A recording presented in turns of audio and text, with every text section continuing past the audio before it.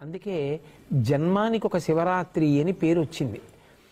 ఒక్కొక్క కాలమునందు ఈశ్వరుడి యొక్క అనుగ్రహం చాలా విశేషంగా ఉన్న కారణం చేత ఒక జీవిత పర్యాంతానికి సరిపడినటువంటి ఉపాసన ఆ రోజు చేసుకోవడానికి సాధ్యమవుతుంది. అటువంటి వాటిలో ఒక తిథి మహాశివరాత్రి. అందుకే జన్మానికి ఒక శివరాత్రి అని పేరు వచ్చింది. ఆ మహాశివరాత్రి మాఘమాసంలో వచ్చేటటువంటి కృష్ణపక్షంలో అర్ధరాత్రి వేళటికి చతుర్దశి పరివ్యాప్తమైతే దాన్ని మహాశివరాత్రి అని పిలుస్తారు. మాఘమాసంలో వచ్చినటువంటి కృష్ణపక్ష చతుర్దశి అర్ధరాత్రి వేళ పరమశివుడు లింగాకారంగా ఆవిర్భవించాడు. అది ఎంత పెద్ద లింగము అంటే యజుర్వేదం దాని గురించి మాట్లాడింది. పాతాళం కన్నా కింద నుంచి పైన ఉన్నటువంటి అంతరిక్షం కన్నా ఇంకా పై వరకు ఒక జ్యోతిర్లింగము ఆవిర్భవించింది. అర్ధరాత్రి వేళ బాగా కంటిని ఆకర్షించేది ఏది అంటే జ్యోతి. శ్రావణ మాసంలో అర్ధరాత్రి వేళ జ్యోతిస్వరూపుడై జగదాచార్యుడై కరచరణాదులతో కృష్ణ పరమాత్మ వచ్చారు. 6 నెలల తరువాత అర్ధరాత్రి వేళ కరచరణాదులు లేవు, కానీ ఒక రూపం ఉన్నది. అందుకే అరూపరూపి అంటారు శివలింగాన్ని. అంత పెద్ద శివలింగం జ్యోతిస్వరూపంతో ఆవిర్భవించింది. అంత పెద్ద జ్యోతిస్వరూపమైనటువంటి జ్యోతిర్లింగం కనుక అది అజ్ఞానపు చీకట్లు పోగొడుతుంది. అటువంటి శివలింగం ఆవిర్భవించినటువంటి రోజు ఏది ఉన్నదో దానినే మహాశివరాత్రి అని పిలుస్తారు. మనకి ఒక్కొక్క తిథిని ఎలా చేసుకోవాలి అన్నదానికి ఋషిప్రోక్తమైనటువంటి కల్పం ఉంటుంది. మహాశివరాత్రి ఉపవాసము జాగరణ రెండిటినీ కూడా చేసేటటువంటి తిథి.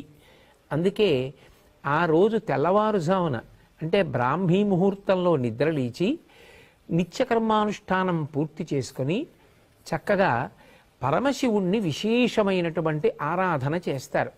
ఉపవాసం ఉంటారు. ఉపవాసము అన్న మాటకు అర్థం ఏమిటంటే ఎటువంటి సాత్వికమైన పదార్థాన్ని తీసుకుంటే కనురెప్ప పడిపోకుండా నిద్ర రాకుండా మనసు భగవంతుని పాదముల యందు నిలబడుతుందో అటువంటి ఆహారమును పరిమితంగా తీసుకుని శరీరాన్ని భగవంతుని యొక్క ఉపాసన యందు నిలబెట్టుకోవడానికి యోగ్యంగా సిద్ధం చేసుకుంటారు. కంటికి కడుపుకి దగ్గర సంబంధం. కడుపు నిండా తినేసామనుకోండి కనురెప్ప పడిపోతుంది. మనసు బాగా సత్వగుణంతో నిలబడాలి అంటే ఉపవాసము, భగవంతుడికి దగ్గరగా నిలబడాలి అంటే దానికి వీలైనటువంటి మార్గంలో సాత్వికమైనటువంటి ఆహారాన్ని పరిమితంగా తీసుకుంటారు. ఏదో కాసిని పాలు, కొద్దిగా పండు ముక్కలు ఇటువంటివి తీసుకొని సత్వగుణంతో మనసు నిలబెట్టి తద్వారా భగవంతుని యొక్క ఆరాధన చేసి 5 జ్ఞానేంద్రియములను మార్చి మార్చి భగవంతుని యొక్క ఆరాధన యందు ఉపయోగిస్తారు. దాన్ని ఉపవాసము అని పిలుస్తారు. ఏ కారణం చేతనైనా శరీర ఆరోగ్యం అనుమతించకపోతే వైద్యుని సలహా మేరకు ఆహారం తీసుకున్నా వచ్చేటటువంటి ఇబ్బంది ఉండదు. వైద్యుడే శివస్వరూపం, ప్రథమో దైవ్యోభిషకౌ అంటుంది యజుర్వేదం. శివుని యొక్క మొదటి రూపం వైద్యుడు. ఆ వైద్యుడే నువ్వు ఆహారం తిను అన్నాడు అనుకోండి, అప్పుడు తిన్నా వచ్చిన దోషం ఏం లేదు. తినకుండా ఉండగలిగితే సాత్విక ఆహారం తీసుకుని శరీరం నిలబడడానికి కావలసినంత పుచ్చుకోవచ్చు. దీనితో పాటుగా జాగరణ అనేటటువంటిది మిగిలినటువంటి ఏ తిథి నాడు కనపడనిది ఒక్క మహాశివరాత్రి నాడే కనపడుతుంది. జాగరణ అన్న మాటకు అర్థం ఏమిటంటే మెలకువగా ఉండుట. సాధారణంగా మనందరం మెలకువగా ఏ తిథి ఎప్పుడు ఉంటాం? పగటి వేళ మెలకువగా ఉంటాం. రాత్రి వేళ నిద్రపోవడం విధింపబడింది. నిద్రపోవాలి తప్ప నిద్రపోకుండా తెలివిగా ఉండకూడదు. కానీ ఒక్క మహాశివరాత్రి నాడు మాత్రం జాగరణ చేస్తారు. జాగరణ అంటే కేవలం తెలివిగా ఉండడం, కేవలం నిద్రపోకుండా ఉండడం అని కాదు దాని అర్థం. జాగరణ చేస్తున్నాడు అన్న మాటకు అర్థం ఏమిటంటే ఆ రోజున మెలకువగా ఉన్నాడు అంటే తనని తాను పరిశీలిస్తున్నాడు, జాగ్రత్త పడుతున్నాడు. ఎందుకు మెలకువగా ఉన్నాడు అంటే ఏదైనా తనని పట్టుకోకూడనిది వచ్చి పట్టుకుంటుందేమో అని జాగ్రత్త పడుతున్నాడు. ఎక్కడి నుంచి వచ్చి పట్టుకుంటుంది? ఏదో బయట నుంచి వచ్చి పట్టుకునేది కాదు. కొన్ని కోట్ల జన్మల నుంచి మళ్ళీ పుట్టి మళ్ళీ చచ్చి మళ్ళీ పుట్టి మళ్ళీ చచ్చి జనన మరణ చక్రమనందు తిరగడానికి కారణం అరిషడ్వర్గములకు వశం కావడం. ఎప్పుడూ జాగ్రత్తగా ఉండు. అవి ఎప్పుడు పైకి లేస్తాయో తెలీదు. కామము, క్రోధము, లోభము, మదము, మోహము, మాత్సర్యము అనబడేటటువంటి 6 శత్రువులు కొంచెం ధ్యానం చేసి కొంచెం భక్తిగా ఉందామని ప్రయత్నం చేసేటప్పటికీ లోపల నుంచి ఆ శత్రువు పైకొచ్చి ఆ ఉపాసనని ధ్వంసం చేసి మనిషిలో రాక్షసత్వం కలిగేటట్టు చేస్తాడు. ఒక రాత్రంతా జాగరణ చేయడము అన్న మాటకు అర్థం ఏమిటంటే ఇటువంటివి తన దరికి చేరకుండా ఉండడానికి జాగ్రత్త పడడాన్ని అభ్యాసం చేస్తాడు. వీటన్నిటికీ విరుగుడేమిటి అంటే అవి మనని పట్టుకున్నాయి, మనం దాన్ని పట్టుకోలేదు. కామం నన్ను పట్టుకుంది, కామాన్ని నేను పట్టుకోలేదు. కోపం నన్ను పట్టుకుంటుంది, కోపాన్ని నేను పట్టుకోలేదు. లోభం నన్ను పట్టుకుంది, నేను లోభాన్ని పట్టుకోలేదు. అవి నన్ను వదిలిపెట్టాలంటే దానికి పరిష్కారం ఏమిటంటే ఏది చూస్తే దానికి చికాకు కలుగుతుందో అది కనపడితే అది వదిలేస్తుంది. ఉదాహరణకి జలగ పట్టుకుందనుకోండి, నెత్తురు తాగేస్తూ ఉంటుంది. మీరు జలగ పట్టుకుందని దాన్ని వదిలించుకుందామని పట్టుకుని లాగారనుకోండి, సాగుతుంది తప్ప వదలదు. అందుకే వీడు జలగలా సాగుతున్నాడు రా అంటారు. అప్పుడు ఏం చేస్తారు? జలగ ఎక్కడ పట్టుకుందో అక్కడ ముగ్గు తీసుకొచ్చి వేస్తారు. జలగ నోటి దగ్గర ముగ్గు వేస్తే దానికి ఆ ముగ్గు అంటే పరమ అసహ్యం, వెంటనే వదిలిపెట్టి కింద పడిపోతుంది. ముగ్గు తగిలితే జలగ వదిలిపెట్టేసినట్టు భగవత్ సంబంధమైన విషయములు ఏవి లోపలికి వెడుతున్నా ఇవి పైకి లేవవు. అగ్ని పైకి లేస్తోందనుకోండి, దీప్తమగ్ని వివాంభస అంటారు. నీరు పోసారనుకోండి అగ్ని చల్లారిపోతుంది. నెయ్యి పోస్తే అగ్ని పైకి లేస్తుంది. కోరికలు తీర్చుకున్న కొద్దీ కోరికలు విజృంభిస్తాయి. నాకు కోపం ఎక్కువ అండి అని అదేదో గొప్ప అనుకుంటే కోపం ఎక్కువే అవుతుంది. వాటిని పరిశీలించుకోవాలంటే అవి దేన్ని పోస్తే అణిగిపోతాయో పరిశీలించాలి.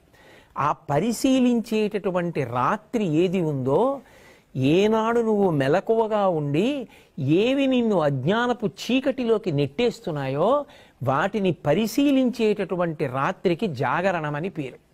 ఆయన జ్ఞానజ్యోతి అయి ఆవిర్భవించినటువంటి పరమ పవిత్రమైన తిథి. ఆ రోజున మనం పరిశీలించడం మొదలు పెడితే మనకి శివానుగ్రహం కలుగుతుంది. ఆయన వచ్చిందే అందుకు.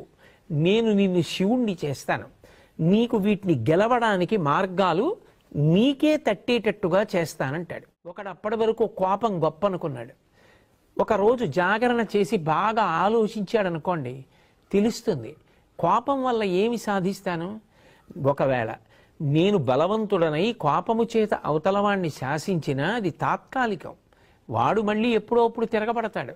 కానీ ప్రేమ చేత జయించింది శాశ్వతం. అందుకే కోపం కన్నా ప్రేమ గొప్పది అని తెలుసుకున్నాడు. కోపము నన్ను పాడు చేస్తోంది. నేను కోపంతో ఎవరినైనా ఏమైనా అంటే వారు దాన్ని తీసుకోకపోతే అది వారిని ఏం చేయదు. కానీ కోపంతో దుర్భాషలాడి నేను పాపం మూట కట్టుకుంటున్నాను. అందుకే కోపము శత్రువు, దీన్ని నేను దగ్గరికి రానివ్వకూడదు. ఇది పైకి లేస్తుంటే నేనేం చెయ్యాలి? అది లేవకుండా నీళ్లు పొయ్యాలి. ఏమిటా నీళ్లు? ఈశ్వర చింతనము. నేను వెంటనే ఓ గదిలోకి వెళ్ళి కూర్చుని భగవంతుడి గురించి ఆలోచించడం మొదలుపెట్టాను అనుకోండి. ఆయన లోకం కోసం హాలాహలాన్ని భక్షించి అందరూ దేన్ని నిరసిస్తారో దాన్ని తీసుకెళ్ళి నెత్తి మీద పెట్టుకున్నాడు. చంద్రుడు తప్పు చేశాడని లోకమంతా విమర్శించింది, ఆ చంద్రుడిని తెచ్చి నెత్తి మీద పెట్టుకున్నాడు. హాలాహలం బయటికెడితే పాడు చేస్తుందని కంఠంలో పెట్టుకున్నాడు. మనం కూడా భగవంతుణ్ణి చూసి మంచిని నేర్చుకోవాలి. ఓ నేను కూడా శివుళ్ళ బతకాలి. ఏది లోకాన్ని పాడు చేస్తుందో అది మాట్లాడకూడదు, కంఠంలో దాచుకోవాలి. ఎంత తప్పు చేసిన వాడైనా మారతాను అని వచ్చినప్పుడు నెత్తి మీద పెట్టుకోవాలి తప్ప ఎప్పుడో తప్పు చేశావని దూరం పెడితే మారే అవకాశం ఎలా కలుగుతుంది? శివారాధన చేస్తాడు అన్న మాటకు అర్థం ఏమిటంటే శివుళ్ళ బ్రతకడం అలవాటవుతుంది. జాగరణ చేశాడు అన్న మాటకు అర్థం ఏమిటంటే చీకటి పడిందని పడుకున్నాడు తలుపులేసుకొని. ఆ రోజు పడుకోలేదు, మెలకువగా ఉన్నాడు. ఆ చీకటిని గెలవడానికి కారణాలు వెతికాడు. నన్ను అజ్ఞానపు చీకటిలోకి తోసేస్తున్న అరిషడ్వర్గములను నేను ఎలా గెలవాలి? బాగా భగవంతుని యందు మనసు పెట్టాడు, ధ్యానం చేశాడు, మంచి గ్రంథపఠనం చేశాడు, శివారాధన చేశాడు, అర్ధరాత్రి కూడా అభిషేకం చేశాడు, పెద్దల మాటలు విన్నాడు, కీర్తనలు విన్నాడు, ఆలోచించాడు, పూజ చేశాడు. మనసుని మార్చి మార్చి ఇంద్రియములతో కలిపి భగవంతుని యొక్క పాదముల దగ్గర పెట్టగా అరిషడ్వర్గములను గెలవడానికి కావలసినటువంటి మార్గములు ఇక్కడే ప్రచోదనమవుతాయి. ఇప్పుడు ఆ అరిషడ్వర్గములను గెలవడం చేతనైంది. ఆయన ఎవరవుతాడు? పశువు పశుపతి అయిపోయాడు. ఎందుకని? అప్పటి వరకు పట్టుకున్న కర్మపాశములు తెగిపోయి భగవంతుని యందు ఐక్యమయ్యాడు. చిరంజీవన్నేవ క్షపిత పశుపాశ వ్యతికర పరానందాభిక్యం రసయతి రసం తద్భజనవాన్ అంటారు శంకర భగవత్పాదుల సౌందర్యలహరిలో.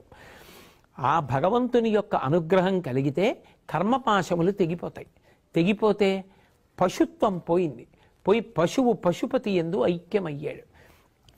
అలా ఉపాసన చేయడానికి యోగ్యమైన రోజు. ఎందుకని? ఆయనే జ్ఞానజ్యోతిగా ఆవిర్భవించాడు. యావత్ బ్రహ్మాండం నిండిపోయేటటువంటి జ్యోతిర్లింగంగా వచ్చాడు. ఈ రోజున ఎవరు నన్ను ఉపాసన చేస్తారో, ఎవరు జాగరణ చేస్తారో వాళ్ళని నేను అనుగ్రహిస్తానన్నాడు.